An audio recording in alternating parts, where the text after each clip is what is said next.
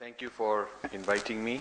I'm delighted to be here in such a distinguished and important place before this important gathering. I started my student career in Delhi University in St. Stephen's College to become a physicist because I was very interested in Indian philosophy and wanted to bridge the gap of philosophy and theoretical physics. And I went overseas for my PhD in physics, but I switched to computer science and started a career in the computer industry, and then telecom, and then had my own companies.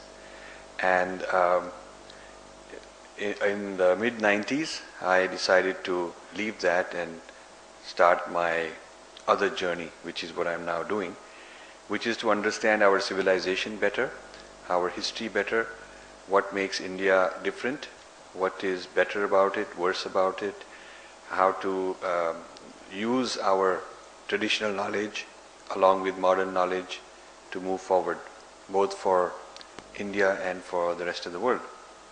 So I've lived in the US a total of 40 years and never missed a year when I didn't come to India. Typically I'm coming 3-4 times a year. So I'm very well connected with the Indian soil and Indian way of thinking.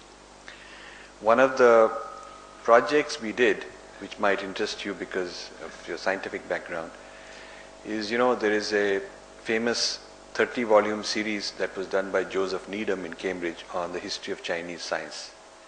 And this made a big difference on the Chinese position in the world, because every library, every center in the world that studies China has this collection. And so China is not considered some primitive, mystical, backward society traditionally, but a very developed, advanced society throughout its history because of its contribution.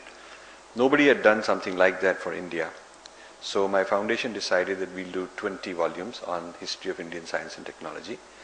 We've been in this project single-handedly for 12 years.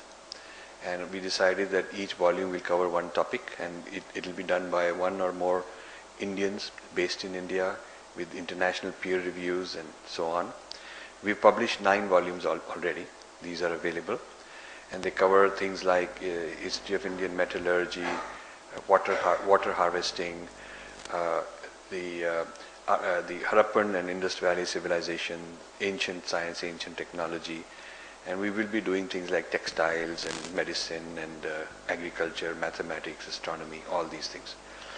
And to prevent quackery or chauvinism, which can spoil the reputation of scientific work, we only include what is verifiable with empirical evidence.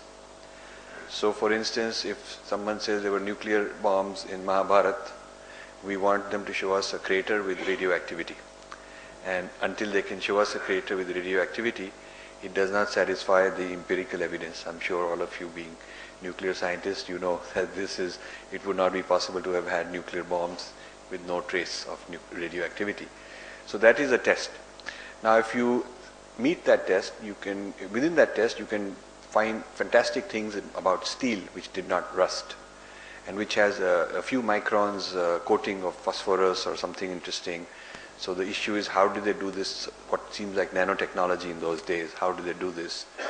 You find amazing things in Harappan tiles, the way these tiles are manufactured, and a decentralized Indus-Saraswati civilization with Dholavira and Harappa, Mohenjo-daro, 2,000 sites. Many paradoxes about how things were done, which makes it more interesting. And then weights, the standard weights, which are binary, the ratio is 1, 2, 4, 8, like that, weights. And the way the streets and lanes and the water is managed and all that is exceedingly sophisticated. How the economic history of India until 1750 was very advanced.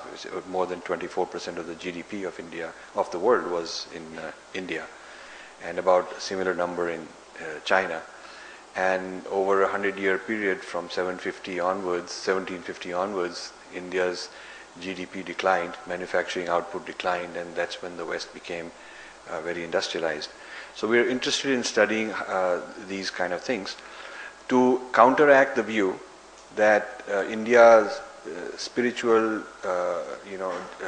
background and advancement and mysticism made Indians otherworldly and not capable of solving practical problems and materialistic problems, because Indians actually have been doing both. There is great philosophy, there is great mathematics and linguistics and all kinds of fantastic theoretical studies, but also enormous amounts of developments at the same time which are of a very practical nature which affect society. So this is an interesting problem area to understand. And one of the paradoxes is that there are several texts which give amazingly accurate predictions, like the value of pi, the value of the velocity of light. There are sutras which give pretty good values, but there's no proof of how you got it. There is no evidence of measurement of that kind. So how was it developed, and was there a new methodology? Was there a state of consciousness that somehow the ancients were able to achieve, and in that state of consciousness have an intuition, have a unity with some object that they're looking at? Because the rishis talk about the ability of human beings to achieve a state of consciousness where the subject-object, the object of inquiry, is unified with the subject. There is no subject-object separation, and it is a quality where there is a total knowledge of what you are observing. So the observer-observed unity brings about a different kind of insight, and it is not something we can fully understand today, because I don't know if there are people today who can demonstrate that. But the evidence is that whatever predictions they made seem to be in many cases quite amazingly accurate. So the question that this leads to is whether there is such a thing as inner sciences, empirical inner sciences. Outer science has to satisfy the empirical criteria that it should be verifiable, it should be reproducible. So if you do an experiment, somebody else should be able to do it, and if they satisfy all the requirements, it should produce the same results. Well, the yogis claim that there is an inner science which is also verifiable, that if you follow a certain process for long enough and in a clean environment, just like you have to have a very clean room to conduct a high energy particle physics or any kind of a very sophisticated chemistry experiment. So similarly, the equivalent of an inner clean room has to be created. The inner silence, inner stillness has to be created. And if certain processes are carried out, you will observe certain things, and this is verifiable by others. So this claim, and I'm not saying it is true or false, but this claim is the basis of what's called Adhyatma Vidya, or inner sciences.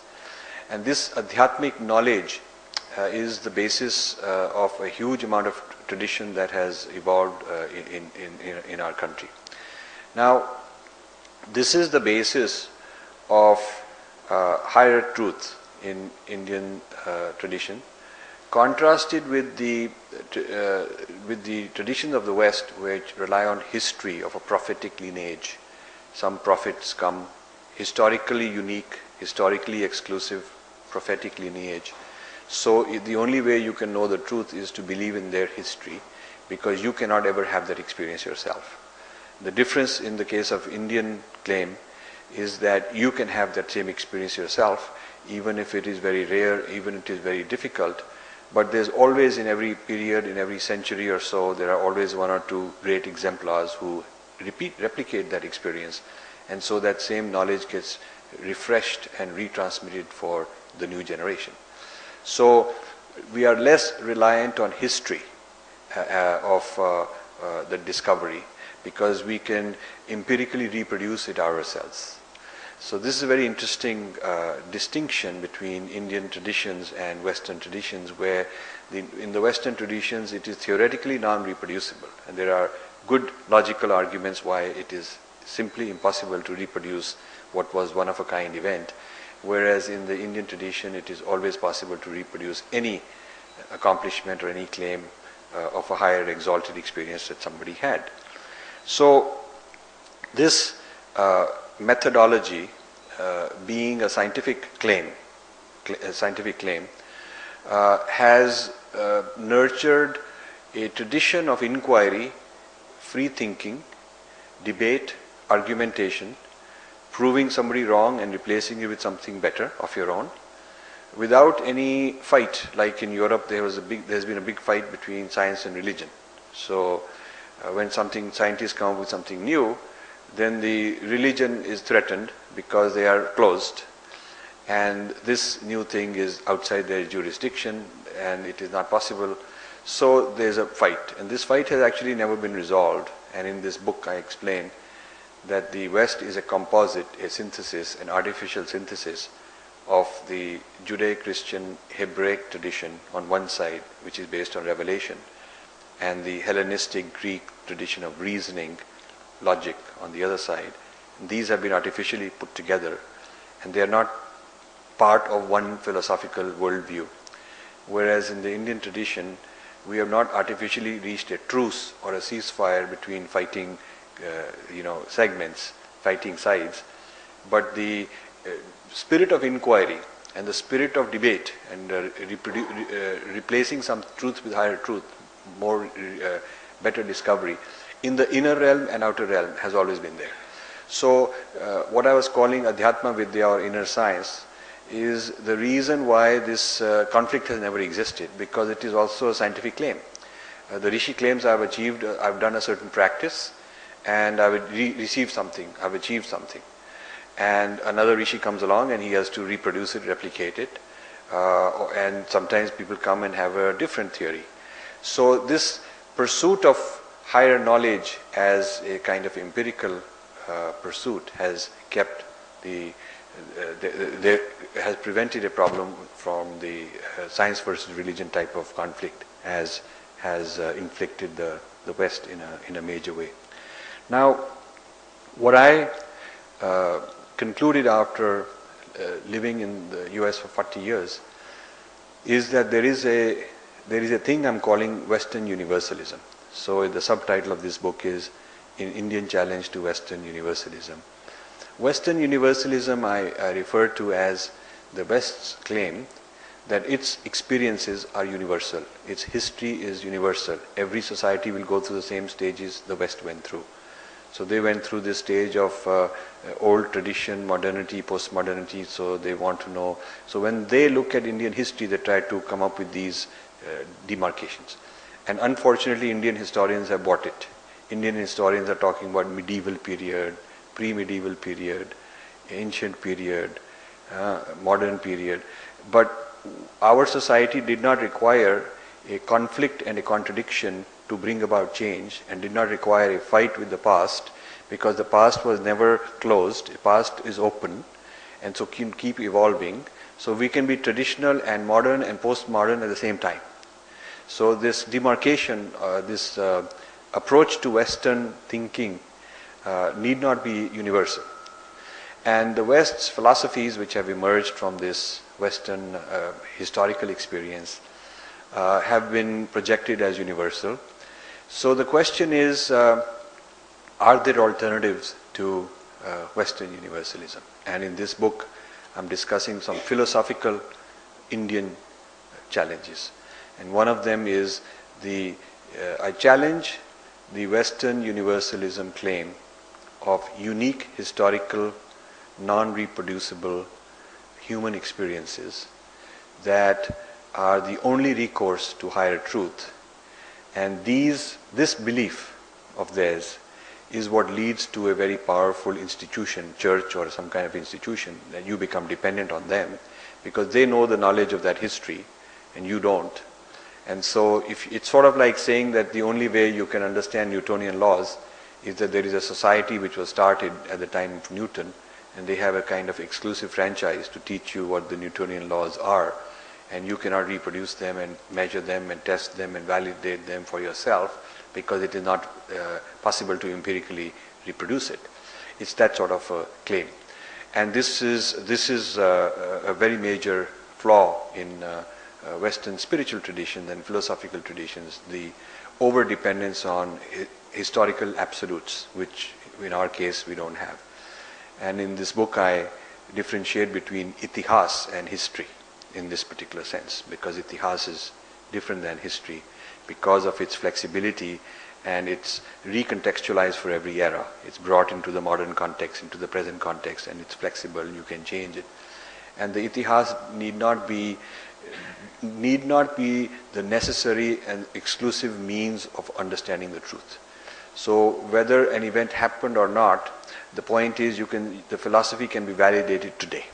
So that is very different. And this requires a society to develop yoga, to develop spiritual meditations and spiritual practices, which are all kinds all over the spectrum in India. And these techniques which are embodied, which we do in the present moment with ourselves, is the equivalent of a laboratory. So it's an inner laboratory, if you will, in which you can conduct these experiments and people can compare notes. People used to do peer reviews. There were debates which are like peer reviews, where experts who had done these things for a very long time would make claims and debate each other's claims, and it's sort of like peer reviews. So my concern, which led to the writing of this book, is that Western universalism became very powerful in the last few hundred years because of the Western colonial influence. So the West spread its universal ideas, values, morals, ethos universally. And traditional knowledge was downsized during the colonial era, and colonial knowledge was increased. And this, over a period of many generations, Indians started adjusting to this, thinking that what is being taught is in fact who they are. So a lot of information and knowledge about our own society we've gained through the gaze of Europeans. The European perspective, the European study of India and its society has become exported back to Indians, and we've downloaded this and installed these ways of thinking. That is kind of what I refer to as a colonized mind. So we may be decolonized politically, but we're still mentally colonized. We're still looking at their way of thinking. So this challenge is what I have been working on, and I intend to continue writing more books on the same subject of questioning whether there are alternatives to this Western universalism. Now China has come up with what they call Confucian modernity. Confucianism is their philosophy, and based on Confucian thought, they have started 100 institutes around the world called Confucian institutes. They have in different countries to propagate Confucian thought. Because part of being a great civilization, they also want to have a counter to Western civilization's claim of universalism. And they want to, so there is something they are calling Confucian ethics, Confucian modernity, a Confucian way of thinking, a Confucian way of truth. So that is an alternative to, that is already a challenge which China is posing. And so I thought maybe some Indians should think about, is there an Indian alternative to Western universalism also? And that's what my project is all about. Now, I found that a number of Indian ideas have been studied by Westerners. Then after studying them, they've removed the Indian sources, claimed them to be of Western origin, claimed them to be their own, kind of plagiarism or appropriation, and put their own name on it. And this is a series of books I'm writing, which I call the U-turn theory, where knowledge starts here, it's taken somewhere, it's taken out of the Indian context, it's considered to be non-Indian but something else. A new pioneer, a new inventor puts their own name on it. Then they claim that it's part of Western history, it's derived from Western sources. And then this new westernized knowledge or new westernized claim of knowledge is re-exported to India. So a good example is there is a prominent Harvard thinker, Harold Gardner, who is touring India routinely. He comes and gives talks in Mumbai, I think, he was in a few weeks ago in Bangalore speaking at Infosys. And he developed some few decades ago a pioneering theory called multiple intelligences, which said that there's many kinds of intelligences. There's emotional intelligence, rational intelligence, there's many kinds of intelligences. And this became a revolution in education. So when you educate people, you should educate them for different kinds of intelligence to make a full person. When I started researching the early period of this idea coming together, I realized the Indian influences were there, but they are not being acknowledged. For instance, I found that Sri Aurobindo wrote about planes and parts of being, that being has got many planes and many parts. And this idea of being having many planes and many parts is essentially that there are many kinds of intelligences, many levels of intelligences, many parts of intelligences that need to be nurtured to have a whole being. And also in the Nata Shastra, there is many rasas. Each rasa is a certain quality that you cultivate.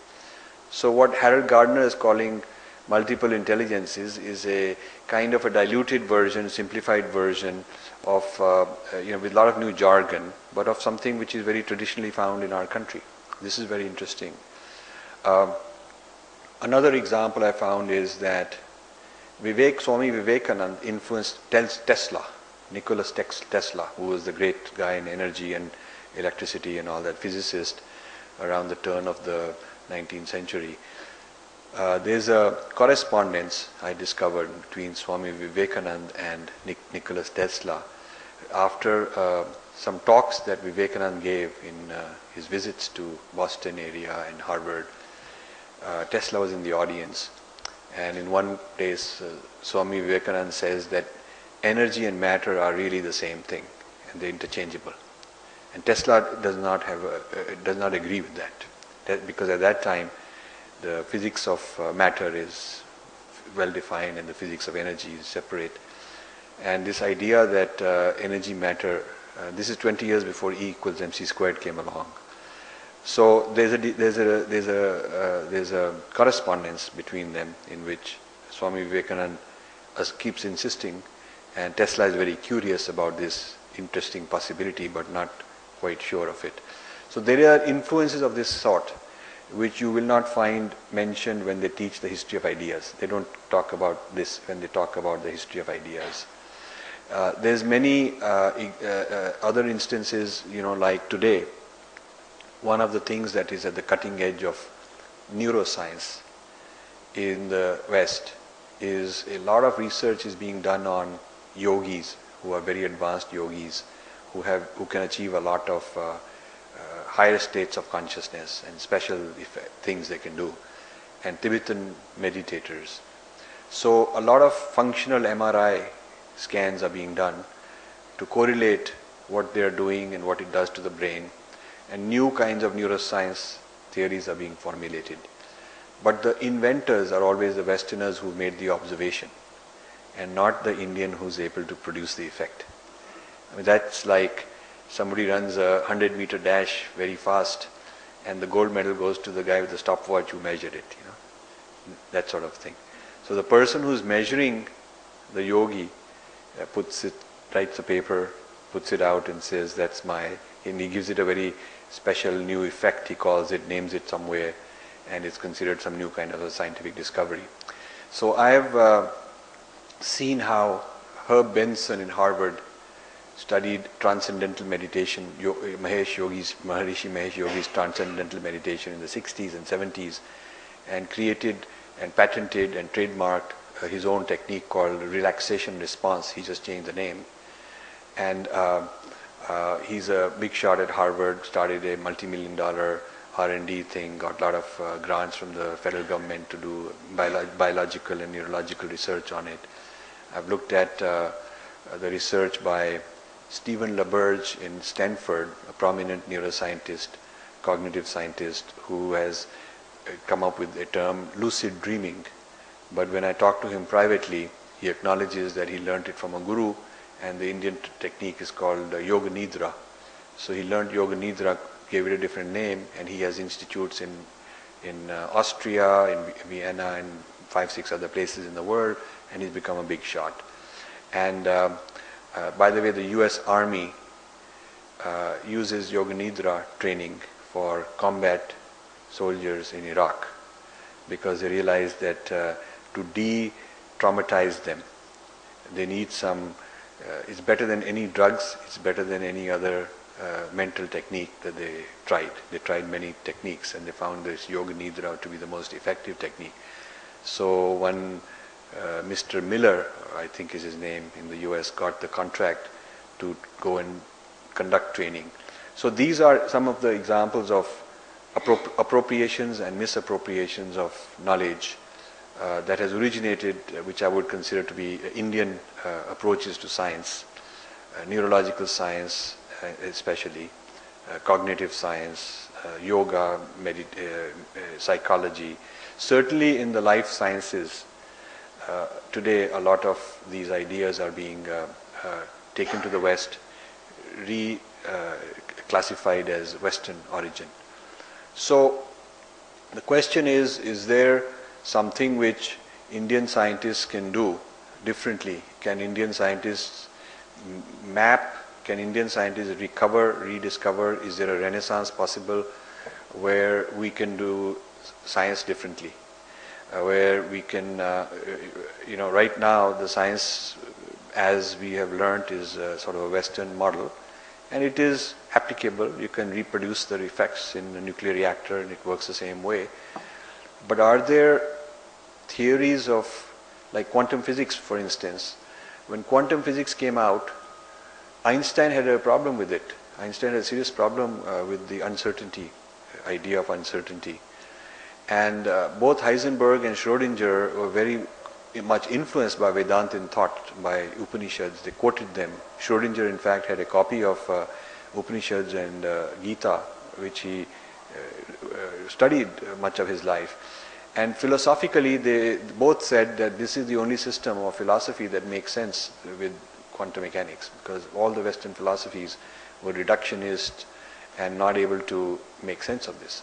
So since life sciences have started in the West, started going towards the study, the neurological sciences going towards the study of higher states of consciousness, much of it inspired from Indian sources. And since the origins of quantum physics also had a lot to do with similar inspirations, the question is whether there is more than just this, whether the well is deeper, and whether this well needs to be explored in a deeper way. And that's my quest, and that's what I wish to bring to your attention. So this book, Being Different, discusses why preserving difference is important, because if you preserve difference, then you have alternate methods of discovery. I gave you examples already of the benefits of having a separate Indian tradition alive, because even the West is benefiting from using this methodology. And if you do not preserve the diversity, and everything gets digested and mapped and replaced as part of Western universalism, then there's only one methodology of thinking, when only one methodology of science and inquiry and philosophy and values and society. If you can keep this multifaceted approach, then perhaps there is more potential for new breakthroughs and new discoveries. I also found in this, mentioned in this book, attitudes towards chaos, or what the West considers chaos. West's idea of uncertainty, unpredictability is very uncomfortable. There's something wrong that has to be fixed, because truth should be certain. Yes, no. But in Indian logic, Greek, in Jain logic, a proposition could be true or false, or neither true nor false, or both true and false, or neither not true nor not false, and so on. So there's many values it can take in between the two extremes of true false. And now people are looking at this multi-valued logic and fuzzy logic and chaos theory. The whole chapter 4 of this book is on order and chaos, philosophically looked at from an Indian point of view, compared and contrasted with the Western point of view.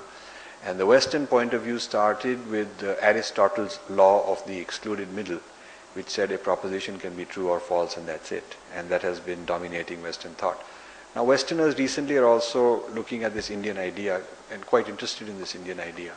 And I'm wanting Indians also to start taking their own heritage more seriously.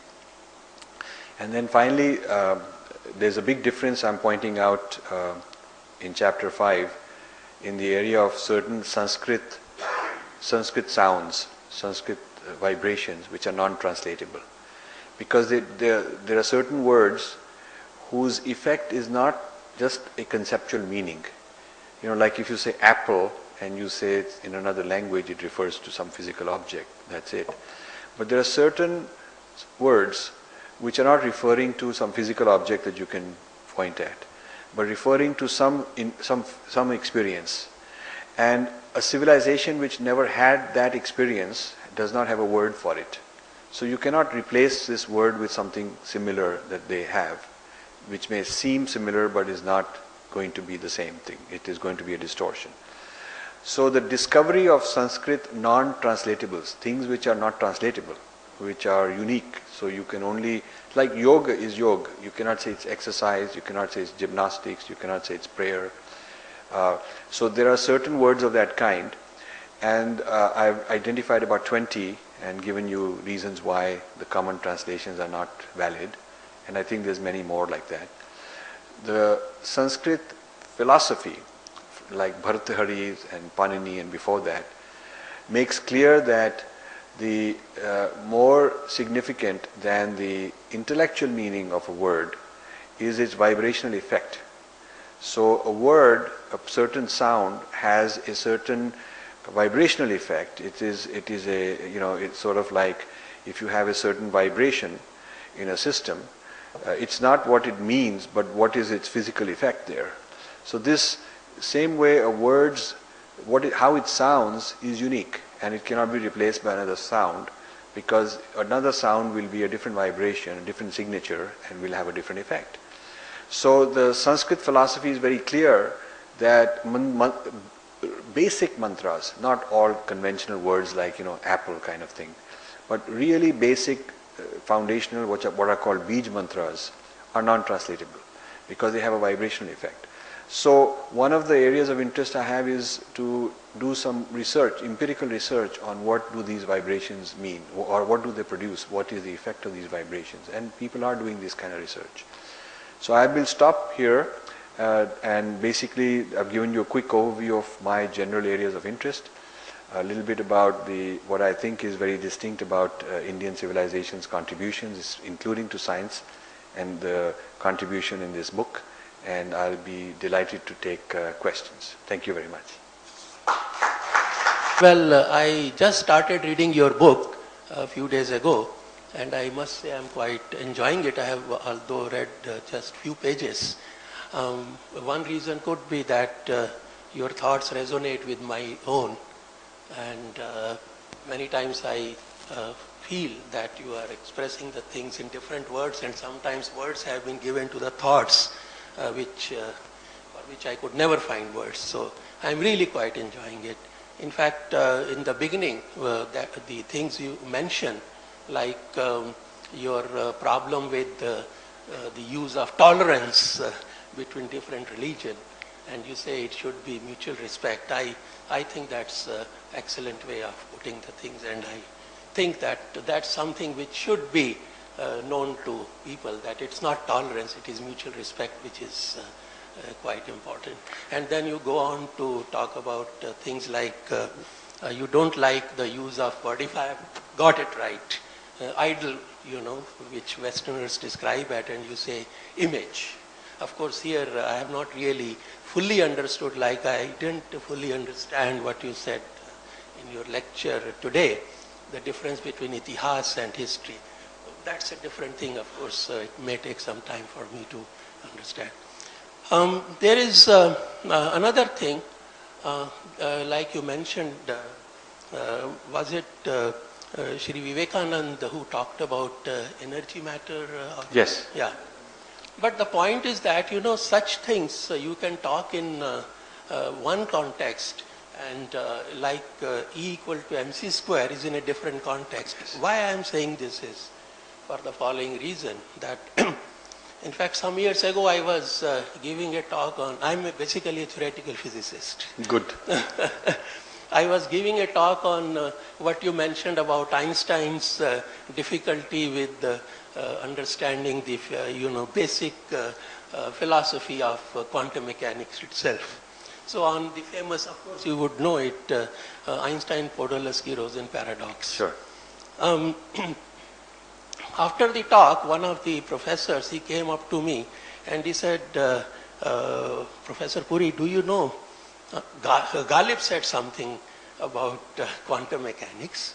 I said, I never knew it. And then he, said the following, and those lines I still remember, I heard them several years ago. Asle shuhudo shahido mashhud ek hai. I will explain it. Asle shuhudo shahido mashhud ek hai, हैरान हूँ फिर मुशाहिदा है किस हिसाब में. So Ghalib says that really speaking, the observer, the act of observation and the object under observation, they are all same. So I do not know what constitutes observation. And you will agree that this is what basic philosophy of, or basic premise of quantum mechanics is. But of course, obviously, Ghalib had nothing to do with the quantum mechanics. The context is different. It's a different thing altogether. So, I mean, sometimes the same thought in different context, it may look similar, but the meaning could be different. And I was just talking with somebody else who has read your book. So he was thinking that, are you talking about replacing one universalism with another? But my take on it was, as I understood from your first few pages, keeping in mind what you say about mutual respect, is that I don't think you are saying that. Of course, you are in best position to tell, in the sense that, are you advocating that Western universalism be replaced, very crudely speaking, by, let's say, Indian universalism? Are you saying that? I thought that you are not saying it. Okay, these are wonderful questions, and let me just write down the 3 points I got. I'll start with each of them. I think it's wonderful you read the book and you reminded me to talk about tolerance and mutual respect. So for the benefit of those who haven't, I've had a lot of experience in the West challenging some of their terms, and when you challenge a term, replace it with another term, you realize how deeply they are invested in one term and how reluctant they are to replace it with another term. I was at a conference, this has happened in many conferences, but at some interreligious conference where they were passing a resolution and all the leaders of different religions were there, and the resolution was drafted to say that we all tolerate each other. So I raised my hand and said, tolerance is actually quite insulting, because you wouldn't like your spouse to say that I tolerate you in the house, or your colleague in the office to say I tolerate you to sit next to me, or someone to invite you to dinner and say, I tolerate you to eat next to me. It shows that it's an insult. There's something wrong with you and I'll put up with you. That is what tolerance means.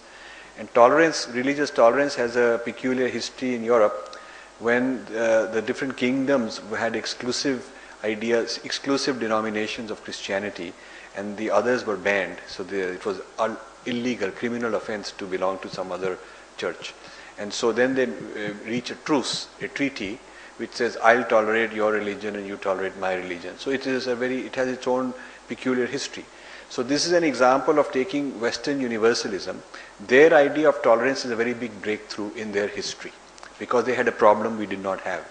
We didn't have that problem of exclusivity, where a king would say, I'll only allow citizens to have this particular faith or something like that. So the idea of tolerance to solve a problem was not needed. So I proposed in these different resolutions, all these years I've been saying, I scratch out tolerance and I say mutual respect. Now, mutual respect means I respect you. It's not that there's something wrong with you, I respect you. That doesn't mean that my tradition is better or yours is better. I respect you for having your tradition. It's mutual is very critical, because sometimes people say, would you respect Bin Laden or Hitler? And I always say that mutual respect. It means Bin Laden would be disqualified because he does not respect others. So if he were to respect others, he would no longer be Bin Laden, if he were to respect others. So my offer of mutual respect is not unilateral, unconditional respect. It is if he gives reciprocity, then only. Way, just to make an impression politically. But philosophically and theologically, they have a very difficult time accepting mutual respect, accepting legitimacy of other paths, when their own claim of exclusivity is a core requirement. It's a necessary condition for the validity of their tradition. Now, this went to there was a UN summit in the year 2000, a World Religious Summit under the UN, and they were drafting some resolutions. So I mentioned this, I had a brief discussion of this with the Hindu leader leading the Hindu delegation, and he said, yes, we will put in mutual respect. So the Vatican would not accept it, and he insisted we want mutual respect, and the Vatican said we want tolerance. So this business of tolerance versus mutual respect became a very big political scandal, and New York Times came out with a front page article that the summit might fail because of some language difficulty. They did not elaborate what it was. At the last minute, Vatican conceded. The person leading the delegation was Cardinal Ratzinger, who later became Pope Benedict. That was how high level it was. He conceded, and the resolution said mutual respect, and everybody signed it. But within a month after that, after the delegation had all gone back to their homes, Vatican issues a clarification saying that while it's okay to respect others, the other faiths are a means, a preparation for the ultimate salvation that only we can give. So it's like you're in the kindergarten, maybe you're in the 10th grade, but I'm in the PhD level. So I respect you for, preparing, but ultimately you have to come to our level. So that is a very problematic area for these people. And this little shift in terminology, if you start implementing, wherever they say tolerance, you say mutual respect, you will find that barriers will come up.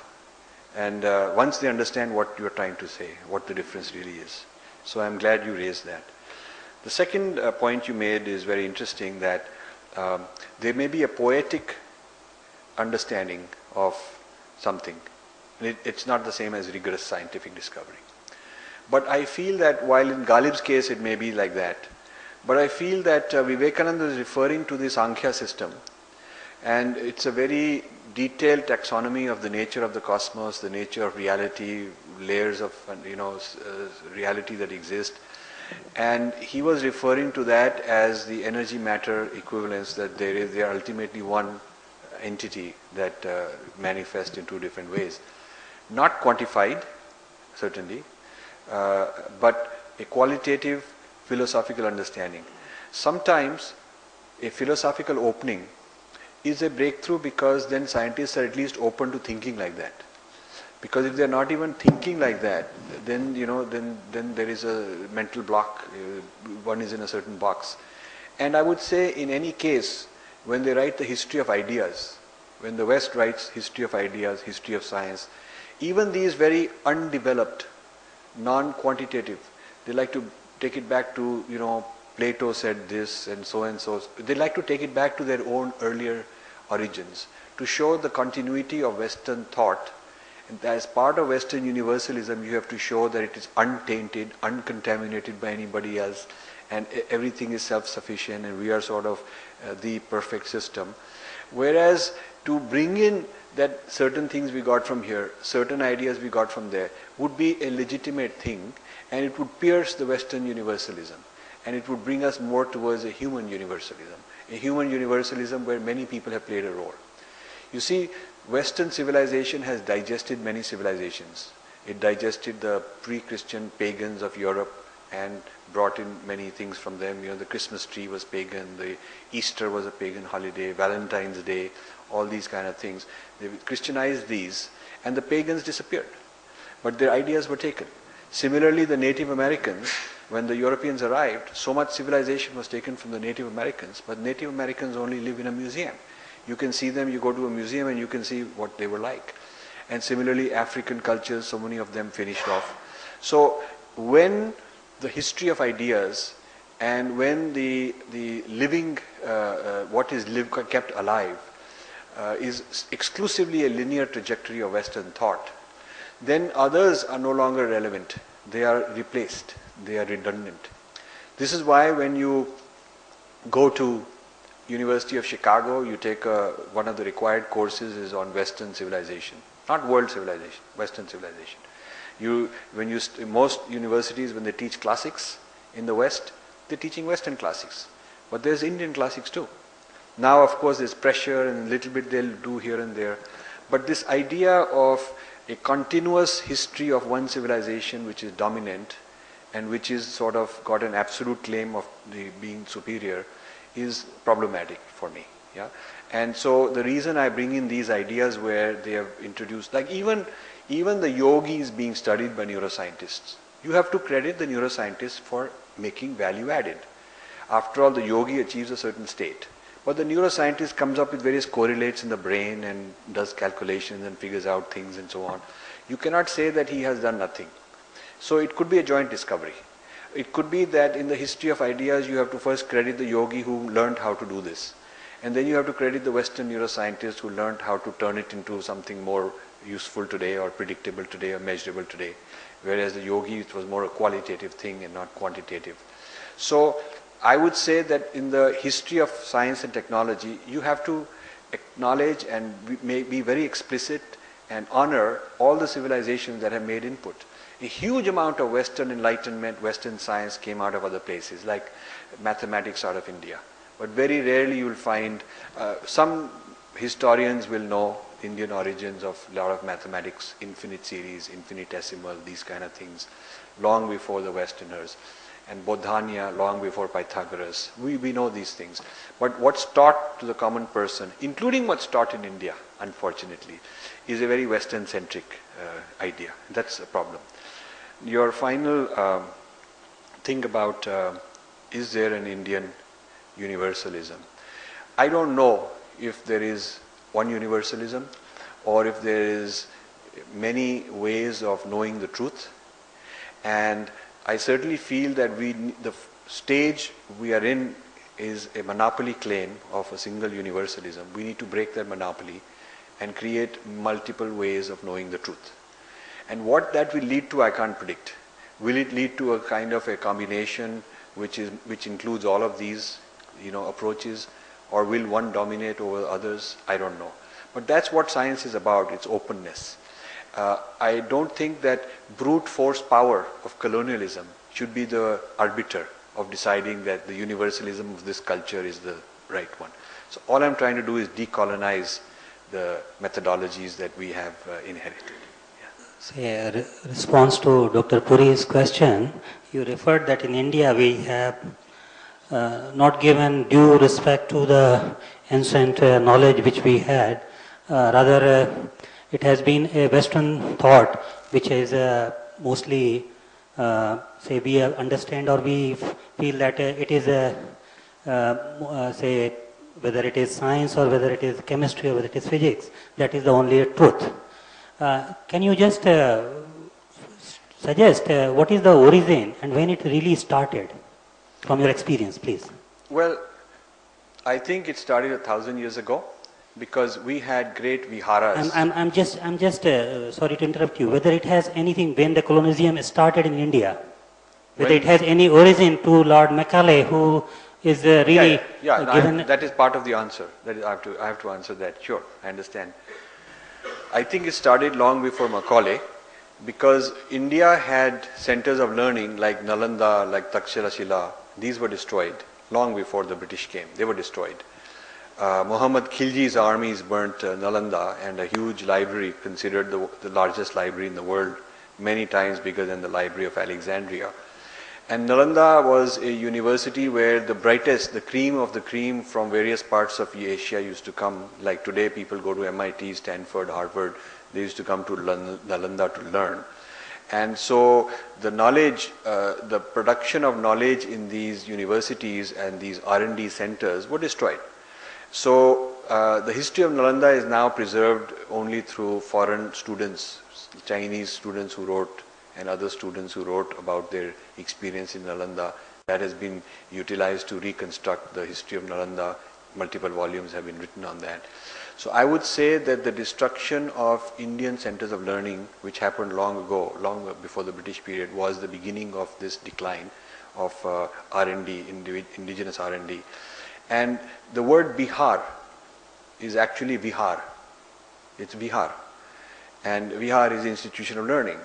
So there were 20, 30 big Vihars. Nalanda was just one of them. Huge number of universities there in that part of the world.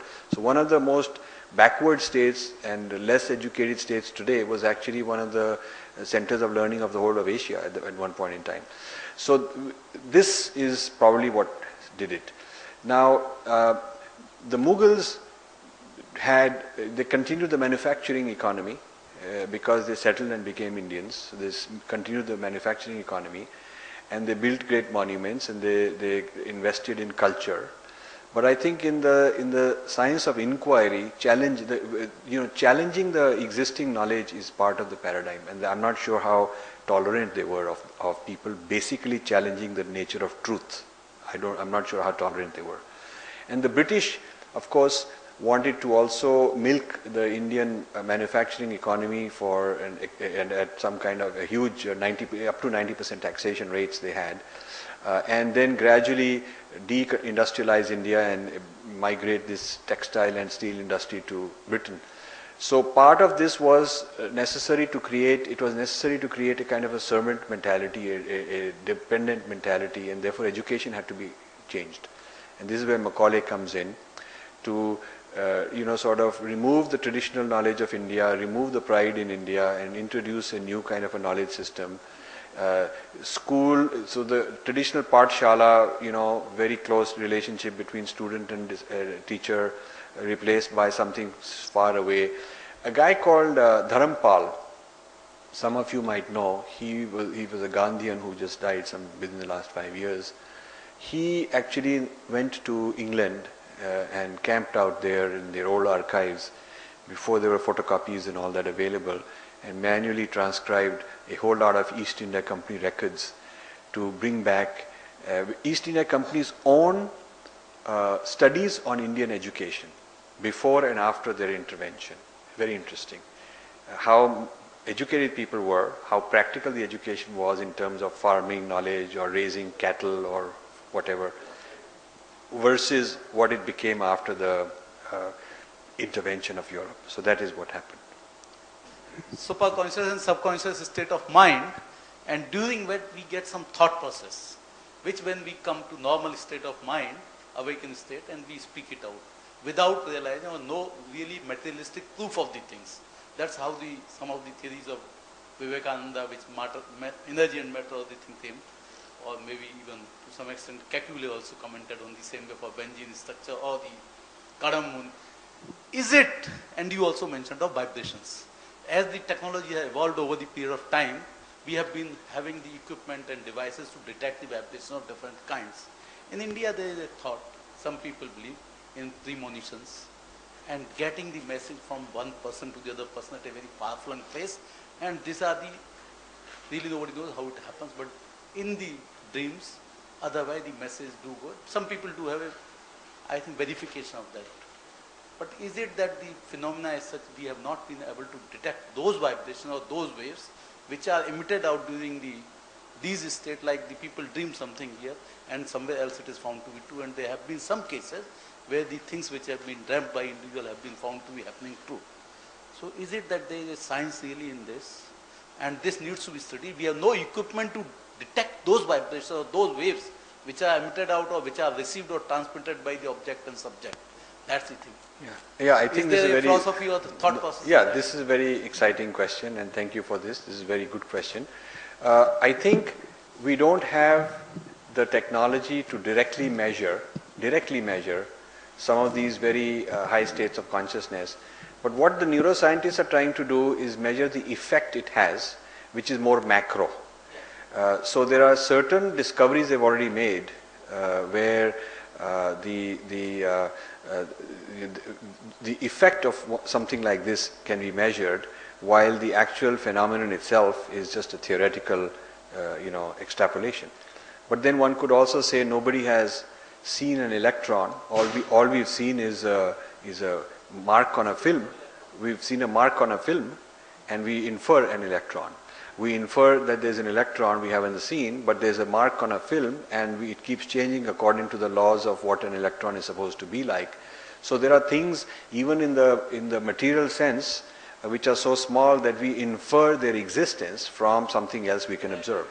So our evidence, even in the case of something of this sort, like very, very subtle things, more subtle than normal matter, we may never be able to actually see that directly, but if we can build a prediction, if we can build a model based on that assumption, and that model produces a certain outcome, and we can measure that outcome, we'll have to be scientific enough and accept it. So I think this is an exciting area of research, and I track this quite a lot, and I feel that in this area of validation of our tradition, actually the West is doing more. They are doing a lot of research in this area. I know one place near Bangalore where they are, I think it's called Vyasa or something, they are trying to do this also. Real neuroscientific effects of advanced states of consciousness. But it will be my job to keep reminding the West that when you get this breakthrough, it's a joint discovery, and you have to co-publish it with the yogi who produced this effect, and you have the instrument to measure it. And it is not that he's some footnote in the end saying some guy did it, some subject. They're calling them subjects, like some animals, some rats in a laboratory. Rats in a laboratory. So I'm just trying to make sure that the record is straight on that, because then our tradition stays alive. It is not put in a museum. It has some value, and we can discover more things. You're not questioning the outcome, like the other postmodernists, like means that the absolute truth itself is also somewhat relative or something like that. No, I am saying that too, because if you keep another knowledge system alive, which has a whole separate methodology, we cannot predict that its truths and the truths of normal material empirical science, external science, are necessarily going to be the same, or whether they'll be in different realms, where they will converge, whether they'll converge quickly or whether they'll remain open-ended for another 100 years or 1,000 years, we don't know. So all we know is that premature destruction or atrophy of a knowledge system is not a good idea. Without predicting who will win, is there a winner, will there be multiple winners, without taking a stand on that, because I don't know. And I'd love to be open-ended on this and leave it uncertain, because uncertainty in this area is creative. Every civilization has its own evolution, and when they come into contact, there's a possibility of an amalgamation.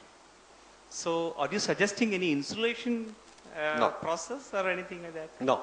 See, I want cross-fertilization, but there is a difference in this book. There is a difference between cross-fertilization, which is good, and digestion.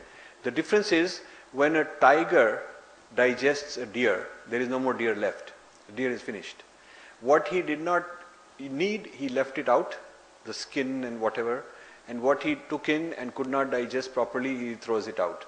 So that is what ends up with a dead civilization which has been digested.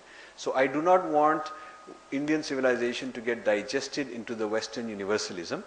That does not mean Indian civilization should remain isolated. In fact, I would claim that for thousands of years, Indian civilization has had a very detailed interaction with China, with the Middle East, with Africa, with Europe, with various parts of the world, a very slow internet. People going by boat or people going by the Silk Route, taking knowledge with them, some thinkers and philosophers coming back.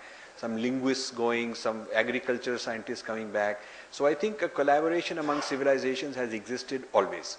It's only in recent times that one civilization was able to so strongly dominate and control everybody in the world that it was able to sort of almost squash them and finish them off. That is the problem that I don't want. If I am not incorrect, since 712 AD, systematically Indian civilization, let it be history, let it be culture, let it be religion, everything has been smashed into bits.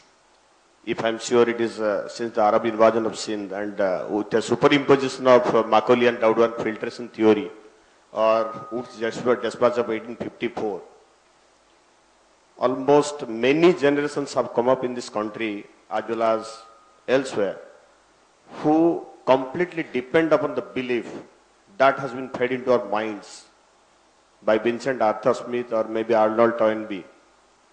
What is your message? How to protect it? Can we protect it where whole generation of intelligentsia have developed in this country depending upon the belief that has been supplied or spoon-fed by the Britons? Yes. So I am an example of the resistance. I'm an example of resisting this Western universalism. And I as one man can do only so much. But I'm standing up and saying, I reject this Eurocentric, Indological thesis and theory of our history and origin of ideas and the paradigms and philosophy. I reject that. And I'm proposing many alternatives. Each chapter, there are 4 major differences, metaphysical, physical, philosophical differences that I'm proposing where there's an Indian challenge to Western universalism. And chapters 2, 3, 4, 5, each of them is one big idea that could almost be like a separate book. So this is my contribution to actually try and reverse this colonialism that you are pointing out very correctly. The Indian intelligentsia has been raised on this. The trend of getting digested into the West is becoming fashionable. Many of the youth are picking up the wrong side of the West. West has some brilliant things to offer. West has good work ethic. There are many good things. We should pick up good things. But we don't have to stop being who we are. And a lot of the imitation that is going on is not of the good things of the West, but maybe the bad things. So I am very concerned about that, which is why I took early retirement when I was 44 from my business and dedicated my life since then. It's been 17 years. I'm 61 now. So 17 years I've had no job, no business, no work. I mean, I've basically put my time, 7 days a week to study this, to research, write, talk about it, and hope that other people can find value in it, can encourage this, propagate these ideas. Because I feel that with the renaissance of Indian economy, Indians for the first time in recent few generations have gained confidence. Now the question is, how do we channel this confidence? Can we not create the equivalent of Ford Foundation and Rockefeller Foundation and Carnegie Endowment and all these great think tanks and whatnot that the West created? Can we not have our very big shots put in money into new kind of research on our terms, new scientific research? This is what I'm trying to encourage. And I think with more money which we are generating and more confidence, if we can also combine that with a cultural and civilizational respect, we will actually be a much better nation, more respected by everybody else. So that is my hope. So last question. This is in continuation with Dr. Kulshrestha's question. Salvation or liberation or realization is something coming out of yogic practices which cannot be expressed. Who has liberated? Like a living liberated person. Will it be possible for the West with their modern equipments to validate this or quantify this? See, I don't know, and I don't know how far the correlation. What you have are two realms. There is the inner realm of consciousness and spirituality, and there is the outer realm which is measurable of matter. Now, what they are measuring is a correlate. What they are trying to measure is the yogi afterwards tells them that this is what I felt, this is my experience, and then the machine tells them this is what it looked like. So they're trying to come up with correlates of the inner and outer, and how far this will go, how far the correlations can be detected, we don't know. And can they just keep going until very high states and ultimate states, or is it only going to happen till a certain level? Certainly you can tell whether a person is sleeping or awake through machines. Okay.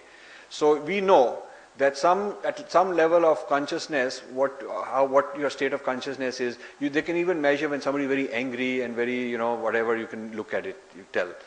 Now, how far can we go? How high a level of consciousness and clarity and stillness and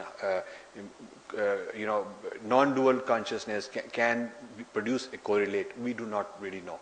So I think as scientists, we have to not sort of prejudge the outcome, because one of the things that makes us scientists is we are open to discovery.